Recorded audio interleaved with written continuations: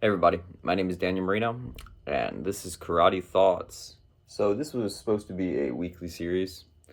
I kind of fell off with it, but I'm looking forward to getting back to it. So the way that it works is just if you have a suggestion or a question you'd like me to answer for next week's video, please just leave it in the comments below. And this week just gonna choose a topic, and it's something I've been thinking about and posting kind of in other places about, which is the difference between analysis and application. So in traditional martial arts, something we have are, long sequences of movements called kata or hyung or forms. And, some of them are more modern, more recent, some of them are older, but a very popular practice is to analyze and interpret these movements and then to theoretically, apply them in sparring and competition. So it's been my experience, and the term in karate generally used for this is bunkai, which literally means something like analysis or to break down.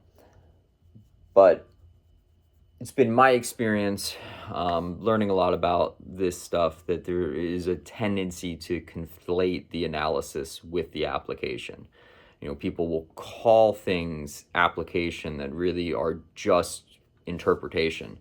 And I think it's important that we distinguish between the two.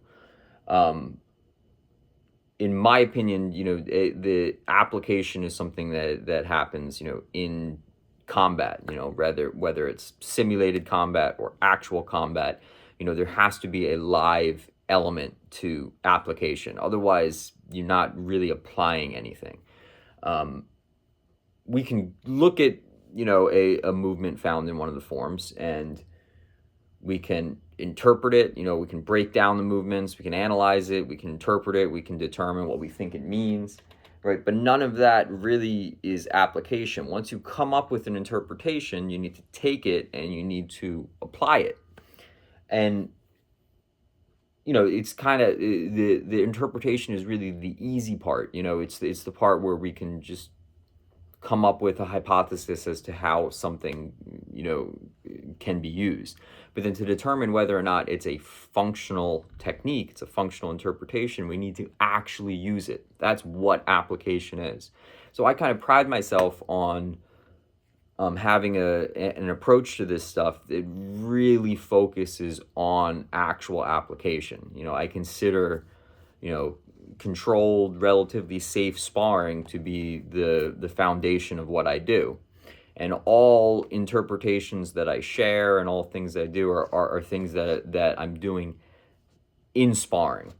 So I think that this makes this makes for better interpretations. It also is more functional training, because you can maybe come up with an interpretation that is valid and is good, as a workable technique. It's very popular in fact that, you even will do film studies where we'll look at, MMA competition or other combat sport competitions, and we'll compare, things that we see happening in the ring to movements that are found in the forms. I don't think there's anything wrong with this. I think you can come up with good interpretations that way. But in order to really develop functional ability, we actually need to be applying it ourselves in sparring and competition.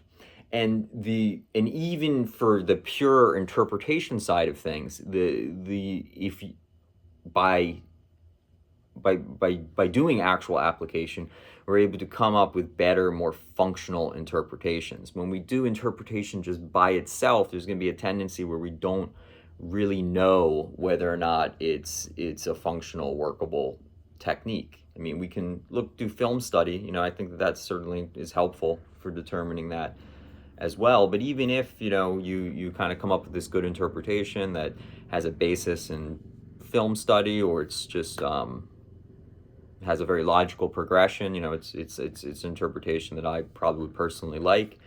It's still not going to develop the ability. You're not going to develop the ability to apply it without doing so against resistance and sparring.